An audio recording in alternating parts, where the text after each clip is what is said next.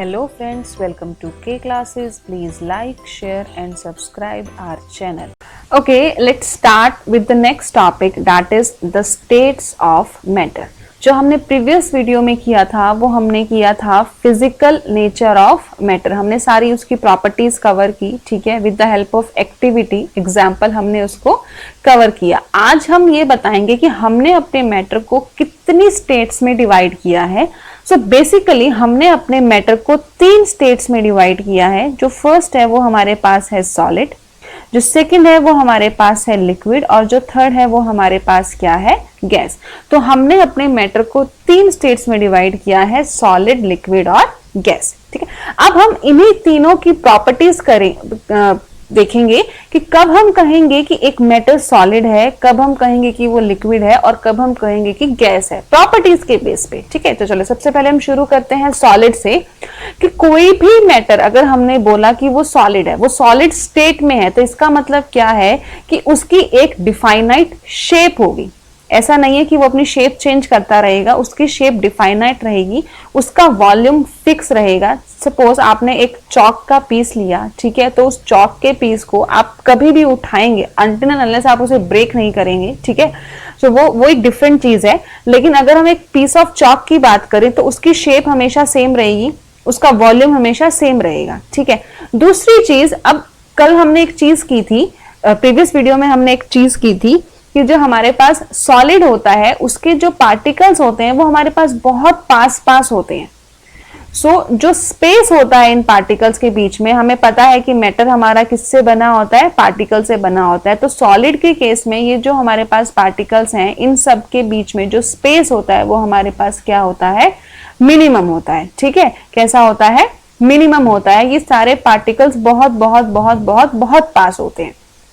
तो ऑब्वियसली जब पार्टिकल्स इसके बहुत पास हैं, स्पेस बहुत मिनिमम है, सो जो फोर्स ऑफ अट्रैक्शन होगी इनके बीच में वो कैसी होगी, मैक्सिमम। कैसी होगी, मैक्सिमम। तभी तो ये आपस में इतना जुड़ के रहते हैं। कभी आपने देखा कि पीस ऑफ चौक है या कोई ईंट का टुकड़ा है या कोई भी सॉलिड चीज जो आप अपने हाथ में उठा के देखेंगे कि जैसे आपने अपने हाथ में उठाई और वो बिखर गई, ऐसा नहीं होता। क्यों नहीं होता? क्योंकि पहली चीज, उनके जो पार्टिकल्स हैं उनके बीच में जो स्पेस होता है वो मिनिमम होता है, और दूसरी चीज जो उनके बीच में फोर्स ऑफ अट्रैक्शन होती है वो कैसी होती है, मैक्सिमम होती है। तीसरी चीज, जो मूवमेंट ऑफ पार्टिकल्स होते हैं वो बहुत ही ज्यादा मिनिमम होती है। थोड़ी बहुत होती है, वो भी हम फर्दर एग्जांपल्स देखेंगे कि कैसे होती है, लेकिन फॉर अ टाइमिंग हम ये मान के चलते हैं कि जो सॉलिड है उसमें जो पार्टिकल्स है उनकी मूवमेंट इतनी कम होती है, इतनी मिनिमम होती है कि हम उसको नेग्लिजिबल ही मानकर चलते हैं। सॉलिड हमारे पास लीस्ट कंप्रेसिबल होते हैं। ये जो हम सब कंपैरिजन कर रहे हैं सॉलिड का, ये हम कंपैरिजन कर रहे हैं लिक्विड और गैसेस के कंपैरिजन में। ओके, सो जो सॉलिड्स हैं वो हमारे लीस्ट कंप्रेसिबल होते हैं। जो लास्ट प्रॉपर्टी है, जो 6th प्रॉपर्टी है किसी भी सॉलिड की, वो क्या है, जो रेट ऑफ डिफ्यूजन होता है वो भी इसमें क्या होता है, मिनिमम होता है, लीस्ट होता है, ठीक है। सॉलिड के एग्जांपल्स आपको पता ही हैं, जैसे कि हमारे पास कोई ब्रिक है, ठीक है, हमारे पास कोई शुगर क्रिस्टल है, हमारे पास कुछ भी है, वो सब हमारे क्या है, जो सॉलिड चीजें हैं वो हमारी सारी क्या है, सॉलिड है। नेक्स्ट हमारे पास क्या है कि अब 3 सिचुएशन मैं आपको देती हूं, ठीक है। आप थोड़ा ध्यान से समझने की कोशिश करना उसे। कि पहली चीज मैंने आपको बोला कि एक रबर बैंड लिया आपने, ठीक है। सो वो जो रबर बैंड है आपको क्या लगता है कि वो सॉलिड है, लिक्विड है या गैस है, ठीक है। आपने अपने माइंड में सोचिए कि वो आपको क्या लगता है। ऑब्वियसली हम एक चीज सोचते हैं कि जो रबर बैंड है वो हमारा कैसा होता है, सॉलिड होता है, ठीक है। हमने एक चीज बना ली कि जो हमारा रबर बैंड है वो हमारा कैसा है, सॉलिड है। तो अब मैंने आपको एक रबर बैंड दिया और मैंने बोला कि आप इसे स्ट्रेच कीजिए, क्या वो स्ट्रेच हो जाएगा? ऑब्वियसली हो जाएगा। सो क्या ये सॉलिड है? क्योंकि इसकी तो शेप चेंज हो गई। और अभी हमने प्रीवियस प्रॉपर्टी में हमने क्या बोला था कि सॉलिड की शेप चेंज नहीं होती, एक फिक्स शेप रहती है। तो चलो इसका रीजन मैं आपको बताती हूँ कि सपोज हमारे पास कोई रबर बैंड है, तो जब तक वो रबर बैंड आपके सामने रखा है, आपके हाथ में नहीं है, उसकी शेप ये है। जब आपने उसको अपने हाथ में लिया और आपने उसको स्ट्रेच किया, तो स्ट्रेच करने का मतलब क्या है, आपने उस पर क्या अप्लाई की, एक एक्सटर्नल फोर्स अप्लाई की। सॉलिड कभी भी अपनी शेप चेंज नहीं करते अनटिल एंड अनलेस हम उस पर कोई भी एक्सटर्नल फोर्स अप्लाई ना करें। जैसे ही आपने इस पर फोर्स अप्लाई की, इस रबड़ की शेप चेंज हो गई, लेकिन कब हुई? जब आपने इस पे क्या अप्लाई किया? फोर्स अप्लाई किया। अगर आपने ये फोर्स अप्लाई नहीं किया होता तो ये जो रबर है ये आपका ये इसी शेप में रहता। ठीक है, चलिए नेक्स्ट देखते हैं हम कि हमारे पास शुगर और सॉल्ट है। हम क्या मानते हैं कि जो हमारे पास शुगर है या जो हमारे पास सॉल्ट है वो हमारे कैसे हैं? ऑब्वियसली वो हमारे पास क्या है? सॉलिड है। ठीक है, और हमने अभी एक और प्रॉपर्टी की कि सॉलिड का क्या रहता है, फिर वही की शेप हमारी क्या रहती है? सेम रहती है, चेंज नहीं होती। तो सबसे पहले मैंने एक जार लिया जो हमारे पास सिलेंड्रिकल शेप का था। ठीक है, तो जब हमने सिलेंड्रिकल शेप का जार लिया तो हमने सबसे पहले इस जार में शुगर को रखा। तो शुगर की शेप कैसी हो गई? सिलेंड्रिकल हो गई। फिर हमने इसको एक स्क्वायर बॉक्स में रखा, फिर हमने इसको एक रेक्टेंगुलर बॉक्स में रखा, फिर हमने इसको एक ओवल बॉक्स में रखा। तो जैसे से हम जार चेंज करते गए तो क्या शुगर और सॉल्ट का शेप था वो चेंज होता गया। Okay, let's think about it for a moment and then try to think the answer whether sugar or salt are changing its shape. No, they are not, because जब हम sugar और salt की बात करते हैं हम शुगर और salt as a whole नहीं बात करते, हम शुगर और सॉल्ट के क्रिस्टल्स की बात करते हैं। किसकी बात करते हैं? हम शुगर और सॉल्ट के क्रिस्टल्स की बात करते हैं। This is the crystal of sugar, ठीक है, and this is the crystal of salt. तो जब भी हम इसको किसी बॉक्स में रख रहे हैं तो क्या शुगर के क्रिस्टल की शेप चेंज हो रही है? नहीं हो रही। तो इसका मतलब जब शुगर और सॉल्ट है वो हमारे सॉलिड है, फर्स्ट थिंग। और दूसरी चीज, जब भी हम उसको किसी जार में रख रहे हैं तो हम एक इंडिविजुअल क्रिस्टल की बात कर रहे हैं जो सॉलिड है, तो उसकी शेप हमारे पास चेंज नहीं हो रही। ऐसे ही हमारे पास एक थर्ड एग्जाम्पल है, दैट इज स्पंज। आपके पास एक स्पंज है, ठीक है, आप उसको हाथ में लीजिए और कंप्रेस करने की कोशिश कीजिए। क्या वो कंप्रेस हो जाएगा?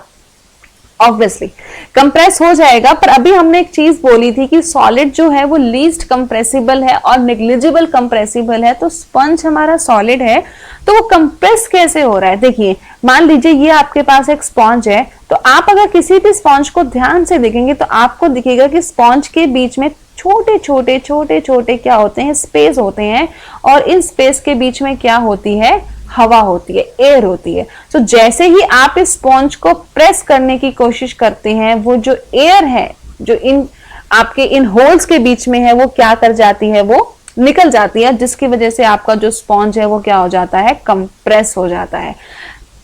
अगेन जो स्पॉन्ज है आपका वो वैसा ही है, वो कंप्रेस नहीं हुआ, सिर्फ वो जो उसके बीच में से जो हवा थी, वो जो ट्रैप थी उसके होल्स के बीच में, जब आपने उसको प्रेस किया वो एक्सपेल्ड आउट हो गई, और जिसकी वजह से आपका स्पॉन्ज कंप्रेस हुआ। ओके, सो ये हमारे पास सॉलिड था कि सॉलिड के हमारे पास क्या क्या प्रॉपर्टीज हैं। एक बार फिर से फटाफट रिवाइज करते हैं हम कि सॉलिड की डिफाइनाइट शेप होती है, फिक्स वॉल्यूम होता है, पार्टिकल के बीच में जो स्पेस होता है वो मिनिमम होता है, फोर्स ऑफ अट्रैक्शन मैक्सिमम होती है, मूवमेंट ऑफ पार्टिकल मिनिमम होती है, लीस्ट कंप्रेसिबल होते हैं as compare to liquid and gases, और जो रेट ऑफ डिफ्यूजन होता है वो हमारे पास क्या होता है? सॉलिड में लीस्ट होता है। चलिए सेकंड हम करते हैं लिक्विड स्टेट। जब हम लिक्विड स्टेट की बात करते हैं तो लिक्विड स्टेट में क्या क्या चीजें हमारे पास होती हैं? सबसे पहली चीज, लिक्विड की कोई भी डिफाइनाइट शेप नहीं होती। सबसे अच्छा एग्जांपल लिक्विड का हमारे पास क्या है? वाटर। चलिए वाटर लीजिए, और क्या आप कह सकते हैं कि इस वाटर की ये शेप है? बिल्कुल नहीं कह सकते, लेकिन हाँ वॉल्यूम जरूर फिक्स होता है ना। 1 litre is water is always remain 1 litre of water, doesn't matter कि आप उसको मग में रख रहे हैं, जार में रख रहे हैं, ग्लास में रख रहे हैं, कहीं भी रख रहे हैं, ठीक है। So liquid have no definite shape but have fixed volume. अब शेप डिफाइनाइट नहीं है, लेकिन आप लिक्विड को जिस भी कंटेनर में डालेंगे वो उसी की शेप ले लेगा। Liquid take the shape of the container. अगर आप इसको किसी सिलेंड्रिकल कंटेनर में डालेंगे तो ये सिलेंडर की शेप ले लेगा, किसी बॉटल में डालेंगे तो बॉटल की शेप ले लेगा, ठीक है, किसी ग्लास में डालेंगे तो ग्लास की शेप ले लेगा। ओके, सो लिक्विड को आप जिस भी कंटेनर में डालेंगे ये उसी की शेप ले लेगा। अब हम बात करते हैं पार्टिकल्स के बीच में स्पेस कैसा होता है। जैसे कि हमने सॉलिड में बोला, सॉलिड के पार्टिकल्स के बीच में बिल्कुल स्पेस नहीं होता या मिनिमम होता है, तो सॉलिड के कंपैरिजन में लिक्विड के पार्टिकल्स के बीच में स्पेस ज्यादा होता है, लेकिन गैस से कम होता है। सो हम क्या बोलेंगे, जो स्पेस होता है पार्टिकल्स के बीच में वो क्या होता है? इंटरमीडिएट। किस किस का इंटरमीडिएट? सॉलिड और गैस का।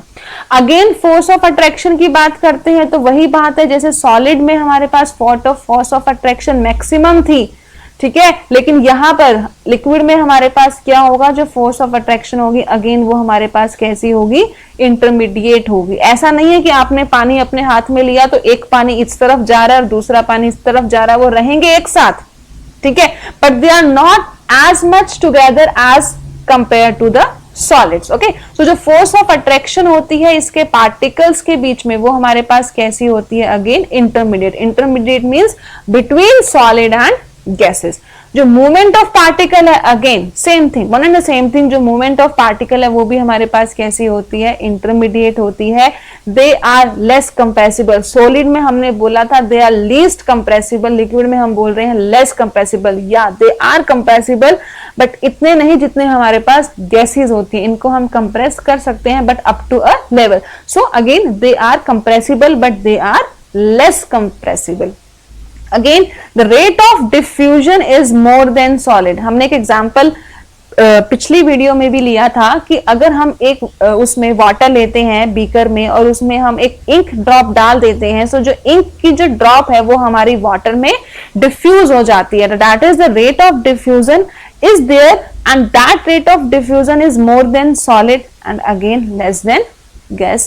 Okay, so let's start with the next state, our gaseous state. जो third state है हमारे पास वो हमारे पास क्या है, gaseous state. अब गैस का तो ना तो कोई फिक्स्ड शेप है और ना ही कोई फिक्स्ड वॉल्यूम है, ठीक है। आप इसको किसी भी जगह डाल दो, अगर आपने इसको किसी भी गैस को इतने बड़े कमरे में रखा तो ये पूरा कमरा भी ऑक्यूपाई कर लेगी, किसी छोटे बॉक्स में रखा तो छोटे बॉक्स में भी आ जाएगी। तो मतलब इनकी कोई अपनी शेप नहीं है। अब एग्जाम्पल लें, आप एयर का एग्जाम्पल लें, आपके आसपास एयर ही है, so can you see and tell कि हाँ इसकी ये शेप है या इसका इतना वॉल्यूम है? नहीं। तो gases have no definite shape और फिक्स वॉल्यूम, ना तो इनका कोई डिफाइनेट शेप है और ना ही इनका कोई फिक्स वॉल्यूम है। फिर हम बात करते हैं स्पेस ऑफ पार्टिकल, इनके पार्टिकल्स के बीच में स्पेस कितना होता है। देखिए ये है हमारे सॉलिड के पार्टिकल्स, ये है हमारे लिक्विड के पार्टिकल्स, तो ये है हमारे गैस के पार्टिकल्स। ओके, सो जो स्पेस है इन पार्टिकल्स के बीच में वो कैसा होता है, maximum. Again so the force of attraction, अब ये इतनी दूर दूर है, जैसे कि आप देख पा रहे हैं कि एक पार्टिकल यहां पर है, एक पार्टिकल यहां पर है, तो इनके बीच की फोर्स ऑफ अट्रैक्शन कैसी होगी, मिनिमम। क्योंकि अगर देखो रिवर्स प्रोपोर्शनल होती हैं दोनों चीजें। स्पेस अगर मैक्सिमम है तो ऑब्वियस सी बात है कि उनके बीच में जो फोर्स ऑफ अट्रैक्शन होगा वो कैसा होगा, मिनिमम होगा, ठीक है। और अगर स्पेस जो पार्टिकल्स के बीच में है वो मिनिमम है तो फोर्स ऑफ अट्रैक्शन कैसा होगा, मैक्सिमम। क्योंकि फोर्स ऑफ अट्रैक्शन ही है बेटा जो रिस्पॉन्सिबल है आपके पार्टिकल्स को जोड़ के रखने के लिए, ठीक है। और अगर पार्टिकल्स के बीच में स्पेस मैक्सिमम है तो मतलब उनके बीच में फोर्स कैसी है, मिनिमम है। अब फोर्स मिनिमम है तो क्या वो फ्रीली मूव कर सकते हैं? बिल्कुल। ये बोलेगा मैं मुझे यहां जाना है, ये बोलेगा मुझे यहां जाना है, तो ऑब्वियसली जाओ, क्योंकि हमारे पास जो मूवमेंट है इन पार्टिकल्स की वो कैसी होती है, मैक्सिमम होती है। और फोर्स कैसी होती है, मिनिमम होती है। They are the most compressible, बहुत ज्यादा हाईली कंप्रेसिबल होती है हमारे पास गैसेस। अभी हम एक एग्जांपल करेंगे और आपको बहुत अच्छे से समझ आएगा कि हम कंप्रेस किस सेंस में बोल रहे हैं, ठीक है। Again the rate of diffusion is more than solid and liquids. कैसे? आप वही जो हमने एग्जांपल किया था प्रीवियस वीडियो में कि अगर हम कमरे के एक कोने में खड़े होके परफ्यूम स्प्रे करते हैं, so can we smell it on the another corner? Yes we can. हम दूसरे कॉर्नर में भी उस परफ्यूम को स्मेल कर सकते हैं। क्यों कर सकते हैं? क्योंकि जो रेट ऑफ डिफ्यूजन है वो कैसा होता है, बहुत बहुत बहुत ज्यादा होता है हमारे गैसेस में, ठीक है। तो अब एक एग्जांपल लेते हैं, चलो खुद से करके देखना। एक सीरिंज लेना और उस सीरिंज में 3 सीरिंज लेना।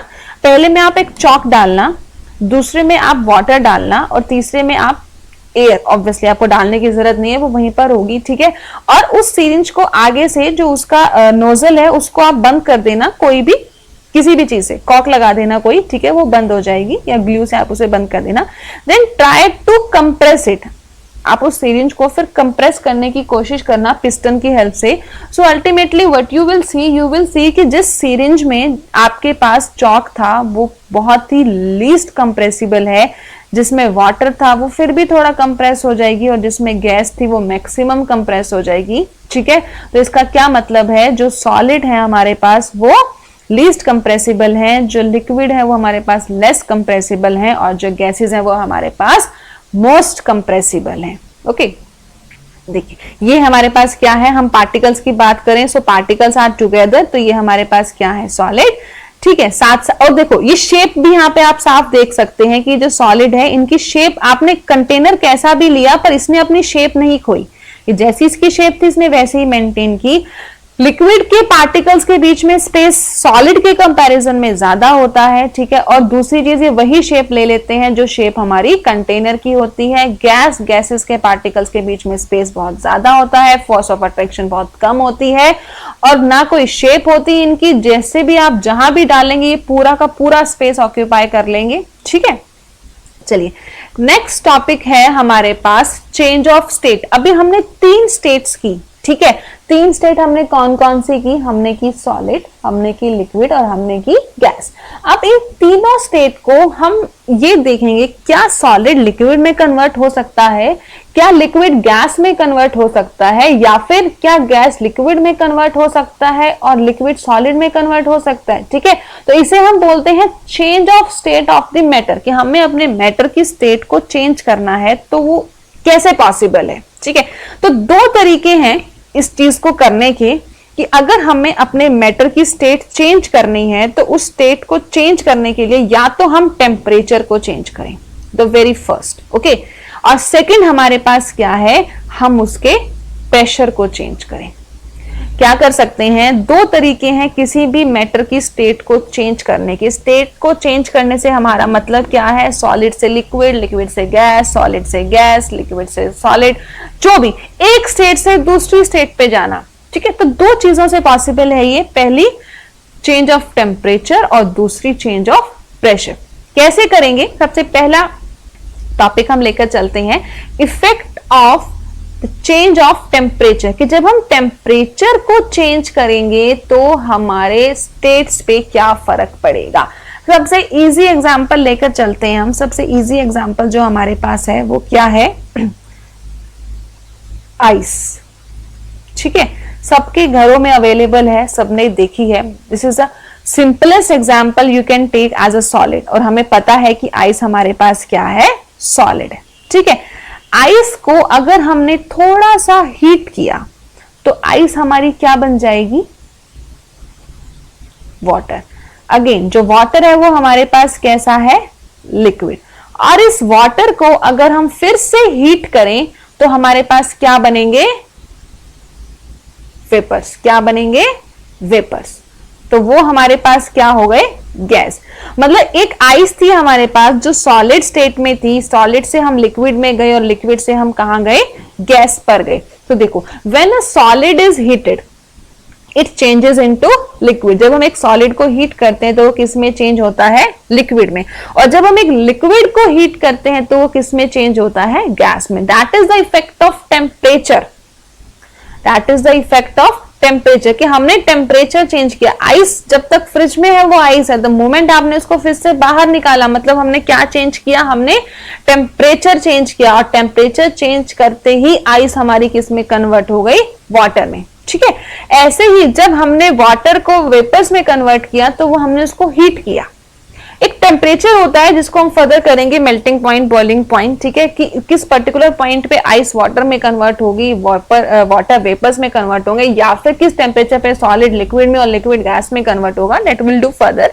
लेकिन अभी आपको सिर्फ ये समझना है कि the moment we change the temperature, okay, so जो सॉलिड है वो लिक्विड में चेंज होगा और जो लिक्विड है वो किस में चेंज होगा, गैस में चेंज होगा। अगेन अगर हम इसी का रिवर्स करें, ठीक है, अगर हमारे पास कोई गैस है और अगर हम उसको कूल डाउन कर दें तो वो किस में कन्वर्ट हो जाएगा, लिक्विड में। ठीक है, और ऐसे अगर हम लिक्विड को कूल कर दें तो वो किस में चेंज हो जाएगा, सॉलिड में। सेम थिंग ना, अगर आप पानी लेते हैं, आप उसको फ्रिज में रखते हैं, तो मतलब what we are doing, we are reducing the temperature, that means we are cooling it down. We are cooling it down means we are changing it into solid. पानी से बर्फ बनने का मतलब क्या है कि पानी का टेम्परेचर कम किया तो वो क्या बन गई, बर्फ बन गई, liquid to solid. Okay, so again if ice is heated it changes into water, if water is heated it changes into steam or you can say vapor, and if steam is cooled it changes into water, and if water is cooled it changes into ice. One and the same thing. Temperature बढ़ाएंगे तो solid liquid gas, temperature कम करेंगे cool down करेंगे तो reverse में आ जाना, कैसे, gas liquid और solid. Okay, सो देखिए ये हमारे पास एक पिक्टोरियल एग्जांपल है। सॉलिड स्टेट को हीट करा तो हमें क्या मिला, लिक्विड। लिक्विड स्टेट को हीट करा तो हमें क्या मिला, गैस। गैस को हमने कूल किया तो हमें क्या मिला, लिक्विड। और लिक्विड को हमने कूल किया तो हमें क्या मिला, सॉलिड। वही सेम एग्जांपल आइस है, आइस को हमने हीट अप किया, मेल्ट किया, वाटर मिला, फाइन। और फिर वाटर को हमने हीट अप किया तो हमें क्या मिला, स्टीम मिला, वेपर्स मिले, ठीक है। तो जब तक आइस था वो सॉलिड था, जब वाटर था वो हमारे पास क्या था, गैस, लिक्विड था। और जो स्टीम है हमारे पास वो क्या है, गैसियस फॉर्म में है। अब नेक्स्ट हमारे पास है मेल्टिंग या फ्यूजन क्या होता है। अब जब हमने एक सॉलिड को हीट किया तो हमने क्या किया था, जो सॉलिड है उसके जो पार्टिकल्स हैं वो बहुत आपस में पास पास है, ठीक है। और फोर्स ऑफ अट्रैक्शन कैसी है, मैक्सिमम है। तो जैसे ही हमने सॉलिड को हीट करना शुरू किया, हमने इसको हीट करना शुरू किया तो क्या हुआ, जो इसके पार्टिकल्स थे वो वाइब्रेट करना शुरू हो जाते हैं। धीरे धीरे वो जो वाइब्रेट करते हैं उनकी स्पीड बढ़ती है और बड़ी और बड़ी, और एक ऐसा टाइम आएगा जो इनकी फोर्स ऑफ अट्रैक्शन तीन पार्टिकल्स के बीच में वो कम हो जाएगी और ये जो पार्टिकल्स हैं ये थोड़े दूर दूर हो जाएंगे और ये फ्रीली मूव करना शुरू कर देंगे। ये कहेंगे अब हम फ्री हैं, अब हम मूव करेंगे। और आप जानते हैं जैसे ही कोई चीज फ्रीली मूव करना शुरू करती है, फोर्स ऑफ अट्रैक्शन कम हो जाती है, तो इसका मतलब वो किस में कन्वर्ट होनी शुरू हो गई, लिक्विड स्टेट में, ठीक है ना। So when a solid is heated the particles begin to vibrate with a greater speed and begin to move freely. फिर एक ऐसा टेम्परेचर आता है जिस टेम्परेचर पे सॉलिड हमारा लिक्विड में चेंज हो जाता है। फिर एक ऐसा टेम्परेचर आता है जिस टेम्परेचर पे जो सॉलिड है हमारा वो लिक्विड में चेंज हो जाता है। और इस प्रोसेस को, जिस टाइम पे, जिस प्रोसेस में हमारा सॉलिड लिक्विड में चेंज हो रहा है, उसे हम क्या बोलते हैं, फ्यूजन। उसे हम क्या बोलते हैं, fusion, the process of melting, ठीक है। मेल्ट हो रहा है ना हमारा सॉलिड लिक्विड में, so we can say it melting also and we can say it fusion also. तो इसे हम क्या बोलते हैं, मेल्टिंग या फिर फ्यूजन। अब ये जो चीज हो रहा है, हमने यहाँ पर एक पर्टिकुलर टेम्परेचर बोला, एक वर्ड मैंने यूज किया, वो वर्ड क्या था, पर्टिकुलर टेम्परेचर। सो वो पर्टिकुलर टेम्परेचर का क्या मतलब है, वो टेम्परेचर जिस टेम्परेचर पे सॉलिड मेल्ट हुआ उसको हम क्या बोलते हैं, उसका मेल्टिंग पॉइंट। क्या बोलते हैं, melting point. The temperature at which solid melts is called its melting point. और जो मेल्टिंग पॉइंट है वो हर सॉलिड का अपना अलग है। चलो हम सबसे सिंपलेस्ट एग्जांपल लेते हैं, आइस। तो आइस का मेल्टिंग पॉइंट हमारे पास क्या है, 0 डिग्री सेल्सियस। मतलब जब 0 डिग्री सेल्सियस टेम्परेचर हो जाएगा उस टाइम पे, अगर उससे कम है तो आइस हमारी सॉलिड फॉर्म में रहेगी। द मोमेंट 0 डिग्री सेल्सियस हुआ और उसने क्रॉस किया, जिस पॉइंट पे वो मेल्ट होना स्टार्ट होगी वो क्या है हमारे पास, 0 डिग्री सेल्सियस। अब नेक्स्ट बहुत इंपॉर्टेंट है ये, latent heat of fusion. Short answer type question बनता है आपका इससे, ठीक है, 1 मार्क्स क्वेश्चन, कि लेटेंट हीट ऑफ फ्यूजन आपकी होती क्या है। अब हमारे पास कोई भी सॉलिड है, हमने उस सॉलिड को लिक्विड में कन्वर्ट करना है, तो हमने कहा कि हमें उसको क्या देना पड़ेगा, कुछ ना कुछ हमें उसको टेम्परेचर चेंज करना पड़ेगा। चेंज करने का मतलब क्या है, हमें इसको थोड़ी सी हीट देनी पड़ेगी, ठीक है ना। सो लेटेंट हीट ऑफ फ्यूजन क्या होता है कि हमें कितना अमाउंट ऑफ हीट चाहिए, the amount of heat energy required, कितना हमें चाहिए, किस लिए, 1 किलोग्राम सॉलिड को लिक्विड में कन्वर्ट करने के लिए। कब, उसके मेल्टिंग पॉइंट पे। ध्यान से सुनो, the amount of heat energy required to change 1 kilogram of solid into liquid. कब, एट इट्स मेल्टिंग पॉइंट। अब बीच में एक वर्ड मैंने नहीं बोला, एट इट्स एटमॉस्फेरिक प्रेशर। हम प्रेशर चेंज नहीं कर रहे हैं, क्योंकि अभी जो हम टॉपिक पढ़ रहे हैं वो टॉपिक क्या है, effect of change of temperature on matter, है ना। तो अभी हमने प्रेशर को क्या रखा है, कांस्टेंट। जो प्रेशर है हमारा, हम उसको कांस्टेंट रख रहे हैं, हम प्रेशर को चेंज नहीं कर रहे। तो एटमॉस्फेरिक प्रेशर का मतलब क्या है, जितना आपका एटमॉस्फेयर का प्रेशर है हमने उसको मेंटेन करके रखा, ना हमने उसको कम किया ना हमने उसको ज्यादा किया। सो अगर हमारे पास ये 1 kg ऑफ सॉलिड है, ठीक है, तो हम इसको कितनी हीट दें, हम इसको कितनी हीट दें कि जिससे ये जो सॉलिड है हमारा, ये किस में कन्वर्ट हो जाए, लिक्विड में कन्वर्ट हो जाए। कब, उसके मेल्टिंग पॉइंट पर। तो वो हमारे पास क्या होती है, latent heat of fusion. The amount of heat energy required to change 1 kg of solid into liquid at atmospheric pressure, we are not changing pressure, at its melting point is known as latent heat of fusion. Okay, next topic पे चलते हैं। अभी हमने किया melting, अब हम करते हैं बॉइलिंग। सबको पता है बॉइलिंग मतलब उबलना, ठीक है। जब हमने लिक्विड को हीट किया, फिर वही ये लिक्विड है, सारे पार्टिकल्स के बीच में इतना इतना स्पेस है, तो हम ऑलरेडी इसके लिक्विड के पार्टिकल्स तो हमारे मूव कर रहे हैं, ठीक है, क्योंकि फोर्स ऑफ अट्रैक्शन जो इनके बीच में है वो सॉलिड के कंपैरिजन में और कम होती है, ठीक है। तो ऑलरेडी जो हमारे लिक्विड के पार्टिकल्स हैं वो मूवमेंट में होते हैं, लेकिन जब हमने इसको हीट किया तो जो मूवमेंट थी वो और फास्ट हो गई, even faster. So when a liquid is heated, its particles begin to move even faster. तो इसका मतलब एक ऐसा टेम्परेचर आएगा जिस टेम्परेचर पे ये जो पार्टिकल्स हैं इनके बीच का स्पेस ज्यादा हो जाएगा और इनकी मूवमेंट और ज्यादा फास्ट हो जाएगी, और उस पर्टिकुलर टेम्परेचर पे जो हमारा लिक्विड है वो क्या हो जाएगा, बॉयल होना शुरू हो जाएगा, और किस में कन्वर्ट हो जाएगा, गैस में, वेपर में कन्वर्ट हो जाएगा। सो अब बॉइलिंग जो है वो हमारे पास क्या है, एक बल्क फिनोमेना है। बल्क फिनोमेना का क्या मतलब है, देखिए आप अपने एक पैन में लिक्विड लीजिए, वाटर लीजिए और उसे बॉयल करना शुरू कीजिए, ठीक है। तो जैसे ही आप उस वाटर को बॉयल करना शुरू करते हैं, सो एट अ पर्टिकुलर टाइम, तो हमारे पास बहुत सारे वेपर्स बनते हैं, ठीक है। When a liquid boils, the bulk of the liquid changes into vapour. So जो बॉइलिंग है वो हमारे पास क्या है, एक बल्क फिनोमेना है। अगेन जैसे मेल्टिंग पॉइंट था, वैसे ही हमारे पास क्या होता है, बॉइलिंग पॉइंट होता है। वैसे ही हमारे पास क्या होता है, बॉइलिंग पॉइंट होता है। आप मेल्टिंग पॉइंट को डिफाइन कर सकते हैं, सो इन द सेम वे आप बॉइलिंग पॉइंट को भी डिफाइन कर सकते हैं। वो टेम्परेचर, जिस टेम्परेचर पे लिक्विड बॉयल होना स्टार्ट होता है, उसे हम क्या बोलते हैं, उसका बॉइलिंग पॉइंट। या फिर वो टेम्परेचर, जिस टेम्परेचर पे लिक्विड वेपर में कन्वर्ट करना स्टार्ट करता है, हम उसे क्या बोलते हैं, उसका बॉइलिंग पॉइंट। और वाटर का बॉइलिंग पॉइंट हमारे पास क्या होता है, 100 डिग्री सेल्सियस या फिर 373 केल्विन। अब है, जैसे हमने लेटेंट हीट किया था मेल्टिंग के केस में, वैसे ही हम लेटेंट हीट ऑफ फ्यूजन किया था, वैसे ही हमारे पास है लेटेंट हीट ऑफ वेपराइजेशन, ठीक है। वहां सेम, बिल्कुल सेम चलेगा, जैसे आप उसको डिफाइन कर सकते हैं लेटेंट हीट ऑफ फ्यूजन को, वैसे ही इन द सेम वे आप लेटेंट हीट ऑफ वेपराइजेशन को भी आप डिफाइन कर सकते हैं। The amount of heat energy required to change 1 kg of liquid into gas. कितनी हीट हमें चाहिए 1 किलोग्राम लिक्विड को गैस में कन्वर्ट करने के लिए। फिर से एटमॉस्फेरिक प्रेशर को हमने सेम रखा, जो हमारे पास प्रेशर था, जो हमारा एटमॉस्फेयर प्रेशर था, हमने उसी पे काम किया। हमने ना प्रेशर को कम किया ना प्रेशर को ज्यादा किया, हम एटमॉस्फेरिक प्रेशर पे काम कर रहे हैं। जो हमारा करंट प्रेशर है, जो हमारा एटमॉस्फेयर का प्रेशर है, हम उस पे काम कर रहे हैं।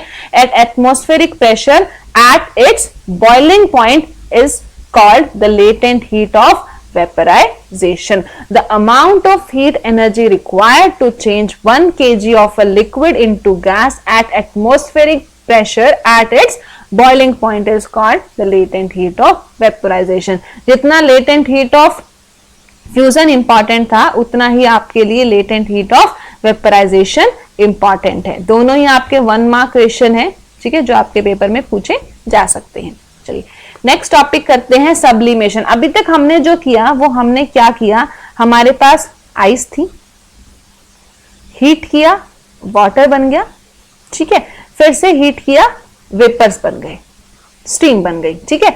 सो आइस थी, वाटर बना और हमारे पास वेपर्स बना। लेकिन एक और चीज है, यहां से यहां जब पहुंचे तो मेल्टिंग, और यहां से यहां जब पहुंचे तो बॉइलिंग। इनके अलावा भी एक और चीज है, वो है हमारे पास सब्लिमेशन। सब्लिमेशन क्या होता है? सबसे अच्छा एग्जांपल आपके घरों में भी होता है, जब हम विंटर्स के कपड़े अपने पैक करके रखते हैं तो हम उसमें थोड़ा सा कपूर, कैम्फर रख देते हैं ना। आजकल तो ऑडोनिल आता है, चलो ऑडोनिल रख देते हैं। तो किस लिए रखते हैं? पहली चीज की फ्रेग्रेंस अच्छी रहती है, ठीक है।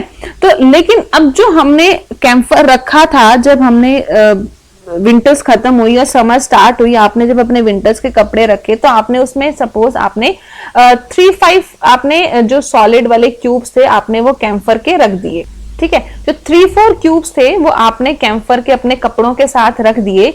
तो जब नेक्स्ट विंटर्स आई और आपने वही कपड़े पहनने के लिए निकाले तो क्या आपको वहां पर कैम्फर मिलता है? और अगर मिलता है तो क्या उसका साइज सेम रहता है? नहीं। अगर पहली चीज तो क्या पता वो आपको ना भी मिले, वो पूरा का पूरा सबलाइम हो गया हो, या फिर ये भी पॉसिबल है कि आपको जो उसका साइज मिले वो थोड़ा छोटा मिले। क्यों? ये सब्लिमेशन है। सब्लिमेशन एक ऐसी प्रोसेस है जिसमें सॉलिड डायरेक्टली किसमें कन्वर्ट होता है? गैस में, या फिर गैस डायरेक्टली किसमें कन्वर्ट होती है? सॉलिड में। बीच की जो स्टेट है, जो हमारी लिक्विड स्टेट है, वो आती ही नहीं। जो सॉलिड है हमारे पास वो डायरेक्टली किसमें कन्वर्ट हो जाता है? गैस स्टेट में, या गैस रिवर्स सब्लिमेशन भी बोलते हैं हम इसे। गैस किसमें कन्वर्ट हो जाती है? सॉलिड में। सॉलिड से गैस का एग्जांपल मैंने अभी आपको दिया, आपके घरों में हमेशा होता है। अगर फिर भी किसी को डाउट है, जस्ट आस्क योर मदर और फादर कि जब भी हम विंटर्स के कपड़ों में कपूर रखते हैं, कैम्फर रखते हैं, तो वो डायरेक्टली हमारा सॉलिड से गैस में कन्वर्ट होता है, लिक्विड में कन्वर्ट नहीं होता, ठीक है। यही उसको कैम्फर का जो हमारे पास नेम है वो हमारे पास क्या है? Ammonium chloride. इसी का हम एग्जांपल लेके चलते हैं, ठीक है, कि जब हमने अमोनियम क्लोराइड को हीट किया तो वो डायरेक्टली वेपर में चेंज हुआ, और जब इसी वेपर को हमने कूल डाउन किया तो वो फिर से सॉलिड बना, ना कि लिक्विड, ठीक है। देखो ये हमारे पास है, हमने क्या लिया? हमने एक चाइना डिश ली, इसमें हमने यहाँ पर ये क्या डाला? हमने अपना कैम्फर डाला, अमोनियम क्लोराइड डाला, और हमने इसको हीट करना शुरू किया। जब हमने इसको हीट करना शुरू किया तो ऑब्वियसली ये डायरेक्टली क्या होना चाहिए था? अगर हमारे पास यहाँ आइस होती तो पहले वाटर में कन्वर्ट होता, फिर वाटर वेपर में कन्वर्ट होता, नहीं। लेकिन अमोनियम क्लोराइड के केस में क्या हुआ? जैसे ही हमने इसको हीट करना शुरू किया तो ये किस में कन्वर्ट होना शुरू हुआ? ये आपका सीधा वेपर्स में कन्वर्ट होना शुरू हुआ। अब हमने इस प्रोसेस को देखने के लिए हमने क्या किया? हमने इस फनल के ऊपर यहाँ पर इसको बंद कर दिया, इसके मुंह को हमने यहाँ पर कॉटन से इसको बंद कर दिया, ठीक है, ताकि जो हमारे वेपर्स हैं वो बाहर ना जा सके। फाइन। तो जैसे ही वेपर ऊपर उठे और यहाँ पहुंचे, तो यहाँ तो रास्ता बंद था, तो एटमॉस्फेयर में तो वो जा नहीं सके। यहाँ पहुंचते ही उनको हीट नहीं मिली तो वो कूल डाउन हो गए, और जैसे ही वो कूल डाउन हुए तो वो फिर से किस फॉर्म में कन्वर्ट हो गया? वो सॉलिड फॉर्म में कन्वर्ट हो गया, और सॉलिड फॉर्म में कन्वर्ट होके वो वापस नीचे आने लग गया, ठीक है। So this is the example of sublimation, जहां पर जो हमारा अमोनियम क्लोराइड था जिसको हमने जैसे ही हीट किया तो वो पहले किसमें कन्वर्ट हुआ? वेपर्स में, और जैसे ही हमने उसको कूल डाउन किया तो वापस वो किसमें कन्वर्ट हुआ? सॉलिड में। मतलब पहले हमारे पास सॉलिड था, सॉलिड से हमारा क्या बना? गैस, और फिर हमारे पास गैस से क्या बना? सॉलिड। तो दिस इज द प्रोसेस, हम इसको क्या बोलते हैं? Sublimation. Fine. So this is the effect of temperature on solid, liquid and gas. Solid से liquid हम जाएंगे तो उस प्रोसेस को हम बोलते हैं melting. Liquid से gas पे जाएंगे उसे हम बोलेंगे vaporization. Solid से directly gas पे जाएंगे तो क्या बोलेंगे? Sublimation. Gas से solid पे जाएंगे again reverse sublimation. गैस से लिक्विड पे जाएंगे, देखो उल्टा होगा। जब सॉलिड से लिक्विड पे जाना है तो हमने हीट अप किया, तो लिक्विड से जब सॉलिड पे जाएंगे तो हम क्या करेंगे? कूल डाउन करेंगे। सो हम क्या करेंगे? फ्रीज करेंगे, है ना। वाटर को फ्रीज करते हैं तो हमें क्या मिलती है? Ice. In the same way gas से हमें लिक्विड चाहिए तो हम क्या करेंगे? Condensation, cool down, right. So ये जो प्रोसेस है सॉलिड से, ये जो प्रोसेस है, यहाँ पर हम चीजों को हीट अप करते हैं और इस डायरेक्शन में हम चीजों को कूल डाउन करते हैं। तो this is the effect of temperature on our solid, liquid and gas, that is the state of matter. ये हमारा सेकेंड पार्ट था वीडियो का। जो थर्ड पार्ट है उसमें हम कवर करेंगे कि जो प्रेशर है वो कैसे इफेक्ट करता है हमारे स्टेट ऑफ मैटर को, ठीक है. So this is it for the video. Thank you.